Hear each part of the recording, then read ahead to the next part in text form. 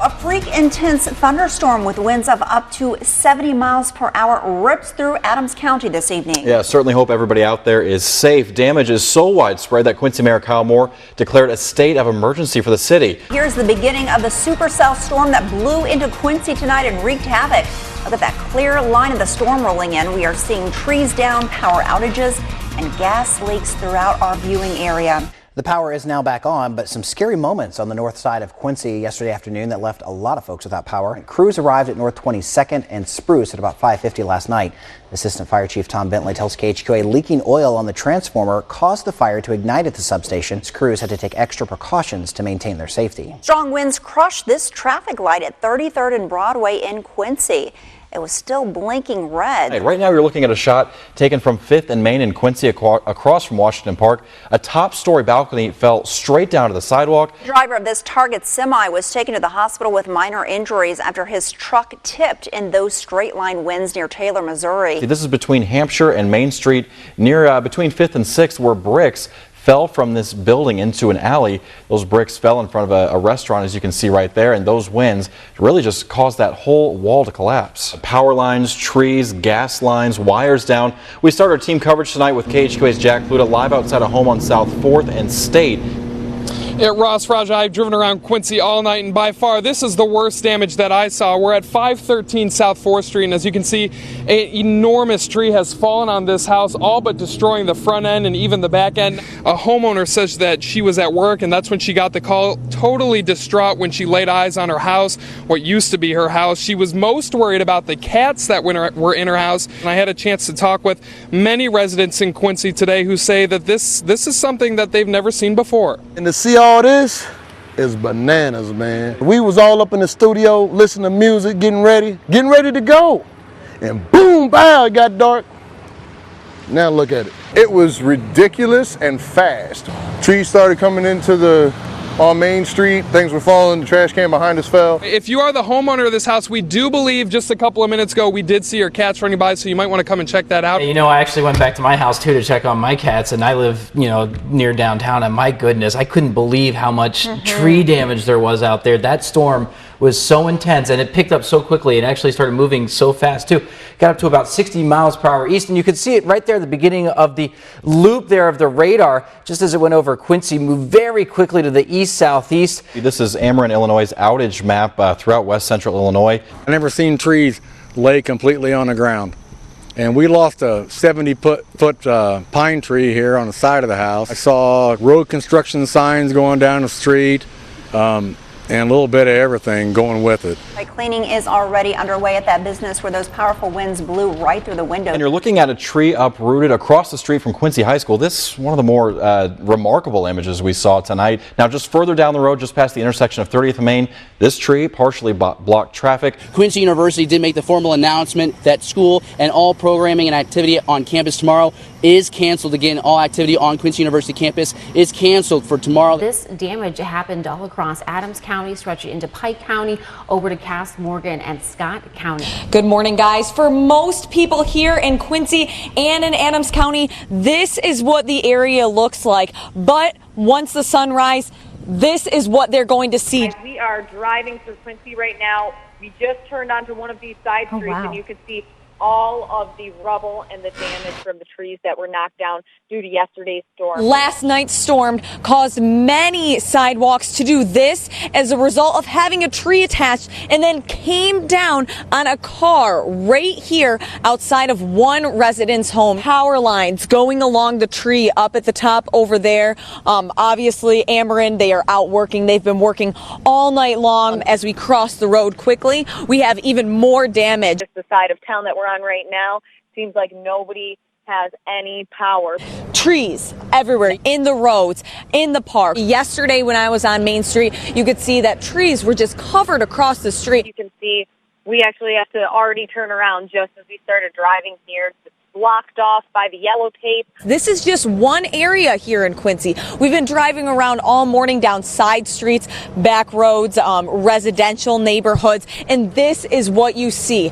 Trees, branches, rubble, all of it. Really unbelievable what Main Street looks like. Very dangerous. That we are in a state of emergency right now. This massive tree has just completely crossed over the road here on Lynn Street, and then it knocked over in front of that person's yard over there on top of their tree, and even along these power lines. Now, if you follow the power lines, you can even see up at the top over there, there is debris. That is one of the main issues that we have. So we turn to Craig from Ameren. Can you tell us, why is this such a dangerous job, and how long does the process take? This is just one example of some of the complications we have when major storms roll through an area like Quincy with a lot of vegetation. What we'll have to do in this situation is we'll bring line crews in. They'll have to make sure the line's de-energized, grounded, so the forestry crews can come in and safely remove it, and then we'll have to repair the poles and wire that were damaged because a tree came down. Today, everybody is breathing a sigh of relief as the majority of Quincy has regained power. Still debris, but a lot of cleanup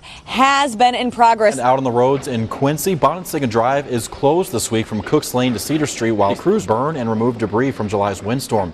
Cedar Street also is closed from 3rd Street to Bonansinga Drive. That burning is expected to take 4 to 5 days. Now, 2 other roads will close for asphalt repair this week in Quincy. Both Main Street between 14th and 18th Street, as well as 12th Street between Cherry Lane and St. Charles Drive, also will be closed tomorrow.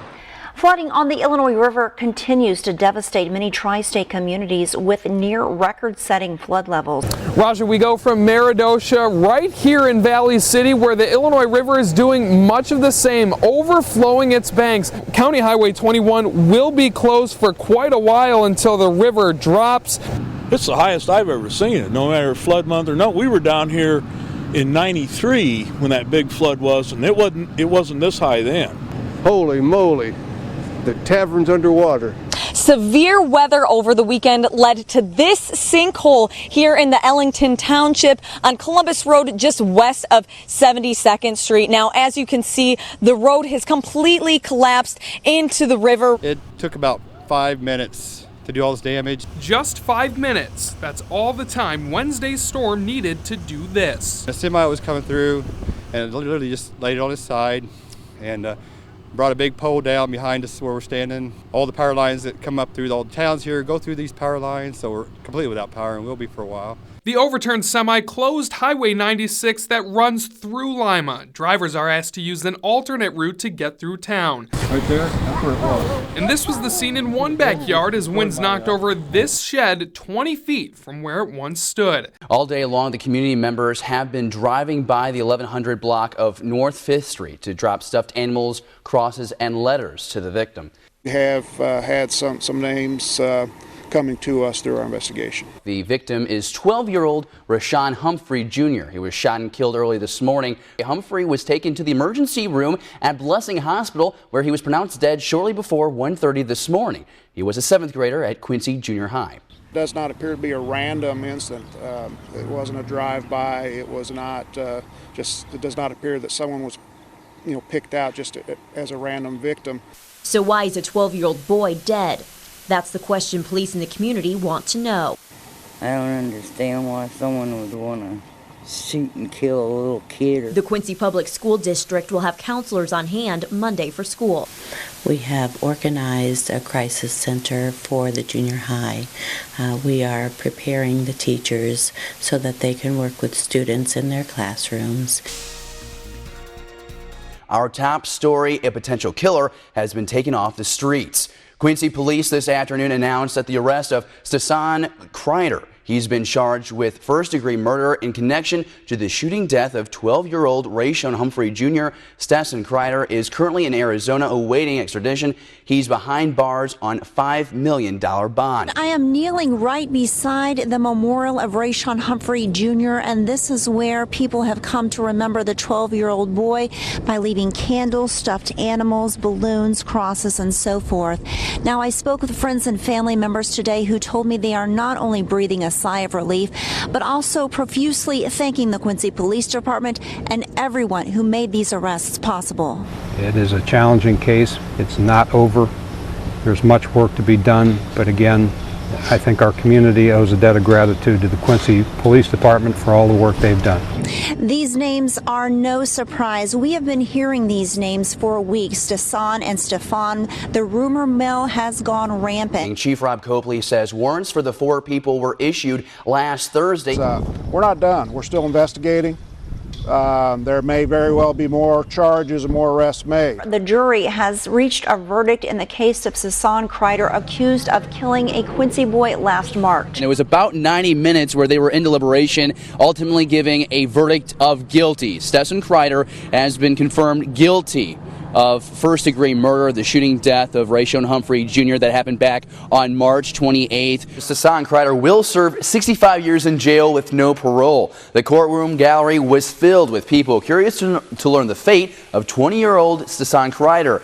Among those in the courtroom was Ray Humphrey Sr., the victim's father. He read a statement in the courtroom forgiving Kreider, but asking for the stiffest penalty from the court. It's been a long 8 months and 24 days that we've been waiting for this day. We now know we got the right guy. The Adams County State's Attorney says the justice system can provide only limited relief. This day is about the victim. We want to let them know we care, because we do. And hopefully the process proves that. Hopefully what we've done to fight our way through the process proves that. Now moving forward, the cases of Julia Kreider, Stefan Kreider Jr., and Stefan Kreider III, new charges must be refiled a year from the date they were voluntarily dismissed. Breaking news out of Quincy's north side, where one man is dead and another man is injured following a shooting. Quincy police say it happened just after 8 o'clock tonight at 635 College Street. Right now, Quincy police are still looking for the alleged gunman. One man is dead, and new just within the last few minutes, a man is being taken into surgery at Quincy's Blessing Hospital. An 18-year-old Quincy man is charged with 2 counts of first-degree murder after a weekend shooting. Gavin Masters could face 45 to 85 years in jail, 3 years suspended mandatory release, and a $25,000 fine for each charge. 21-year-old Randy Bowser Smith died from that shooting at this home at 635 College. 21-year-old Skylar Osborne was severely hurt. Quincy police say the shooting resulted from a drug deal gone bad. Gavin Masters is in the Adams County Jail on $1 million bond. The parents of a Quincy teenager accused of shooting 2 men on July 4th want their voices heard. Gavin's parents, Dwayne Masters and Melissa Stratman, are concerned the public is only hearing the prosecution's side of the story in the media. I just feel there's more to the story that needs to be put out there, and like I said, I feel this is a one-sided situation right now. And I just want this to be a fair trial. Jurors have started deliberations in the murder trial of Gavin Masters. More than 20 people have gathered outside the Adams County Courthouse for the verdict that is happening right now. 18-year-old Gavin Masters received a 115-year sentence this morning in Adams County. That includes 70 years for the murder of 21-year-old Randy Bowser Smith and 45 years for the attempted murder of 21-year-old Skylar Osborne. Icy, chilling, bone-chilling cold. It struck me from the moment I first appeared in court when he was there. There was something real different about this guy. Quincy police say the shooting that happened in this alleyway was not random, but that does not make Joshua Will, who lives right around the corner from 8th and York, feel better about what happened in his neighborhood Tuesday morning. I mean, I have a 2-year-old daughter. I mean, what happens when I'm taking my daughter out on the sidewalk to ride her bike and somebody comes around shooting? The new location for the medical marijuana dispensary will be in the plaza of 4440 on Broadway. Now, earlier today, I spoke with Herbal Remedies LLC, and they say they're happy to finally have a location to call home. It's been kind of stressful not knowing exactly where we're going to be. Herbal Remedies LLC CEO Bob Lansing says the new location at 4440 on Broadway will speed up the construction process on the dispensary. It'll shorten the construction period significantly because we don't have to do the superstructure. The superstructure is in place. Schnock says having the dispensary is not only huge for the city of Quincy, but other areas as well. I tell people all the time, it's like Microsoft in the 80s. Nobody really knows too much about it or where it's going, but it's going to be a big thing. It's going to be huge, not just locally, not just nationwide, but worldwide. Herbal Remedies LLC say they anticipate being open the middle of June, but expects the actual product to be available in the fall. New today, approximately 60 people will lose their jobs at Quincy's Titan Wheel facility. Abigail James joins us live at Titan International, explains why the need for the cuts. Yes, Raja, Titan International employs 6,500 employees worldwide. Here at the Quincy location, the plant will be at the lower end of the typical employment range due to the status of end markets.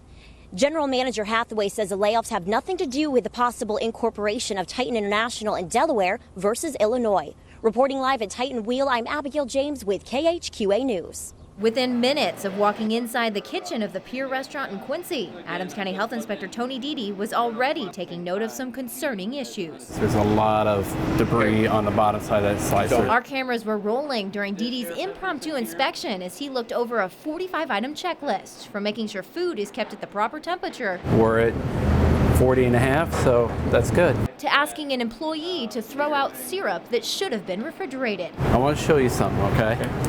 So take a look on the bottom side there. These hidden areas under here are the areas that we need to pay attention better to. With a score of 93 out of 100 on its last inspection, Dede says getting people sick isn't an immediate concern he has with the pier, as he's seen a lot worse from other restaurants in his 20 years on the job. According to the Adams County Health Department's website, the Abbey came in with an 84 out of 100 after being slapped with 2 critical violations and 4 minor violations. Part of the deductions came after inspectors found raw meat stored next to a bag of onions, employees handling food with their bare hands, and the soda holders at the bar covered with food debris. The Coach House received an 81 out of 100 after inspectors found 3 critical and 4 minor violations. The report shows deductions came after inspectors witnessed raw ground beef stored above pork in the cooler and bleach stored with breakfast syrups. One of the lowest scores came from Best Buffet that logged a 77 out of 100 with 4 critical and 3 minor violations after health inspectors discovered the dishwashing machine wasn't sanitizing properly, over-the-counter medicine was stored with food,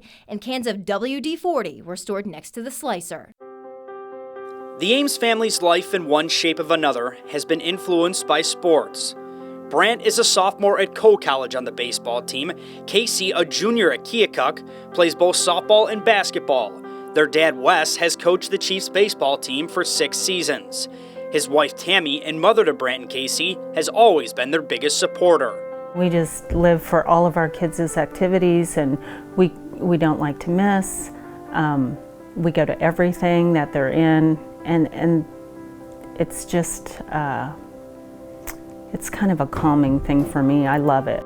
After one of Casey's first softball games of the year, the family's life would change. I found a lump, and so right away it's like, really? Did I get bit by something at the game? Tammy had breast cancer, 2 words that made time stand still. You know people that go through it. You hear about people that go through it. In a game against Mediapolis this summer, Keokuk hosted a fundraiser in support of breast cancer. All the community members, friends, and family all wore pink in honor of Tammy Ames. In what was already a special night, the bases were loaded and Casey Ames stepped to the plate. It was almost like a movie. Casey hit a grand slam to end the game on a 14-0 mercy rule. Did this really happen? But I knew once she hit the ball, it was gone. My entire family took up over half the bleachers, so I was really nervous to play, but when I was up to bat, I do remember going up to bat, I was like, oh, how cool would it be if it were to happen? And then when I hit it, I didn't even realize it was over the fence until I was like to second base. And it was like the best feeling ever. I was so happy. I remember my mom and dad like giving me big hugs, and they were just overwhelmed and so happy. And my mom took my ball instantly, and she was screaming and so excited. A night to strike out cancer ended in a hit out of the park for the Ames family and a community showing support for one special woman. They just got a letter in the mail saying there's a hog confinement going in, and everybody's like, what? 6 months ago, Kimberly Krutmeyer and her husband bought this house right outside of Clayton. 1 month later, she learned the house she planned on raising her kids in might not be the family's permanent home. Krutmeyer realized a hog confinement would be built just a half-mile away. Clayton resident Sam DeMoss says the confinement would depreciate his property value. He also thinks it would ruin town roads due to the extra amount of semi-traffic using those roads. As a citizen living in town, would you want a hog confinement? I mean, it just makes no sense. Quincy Mayor Kyle Moore comments on 100 Cape Air vouchers the city bought last year to qualify for $1 million in federal funding. The city gave away those 100 tickets to 7 organizations for free, ranging from local media to travel agencies. If you remember from the memo, we said we were going to give it to our marketing partners, and so we gave it to media. Now, KHQA checked that memo that Mayor Moore is referring to and did not find any mention of marketing partners on that proposal.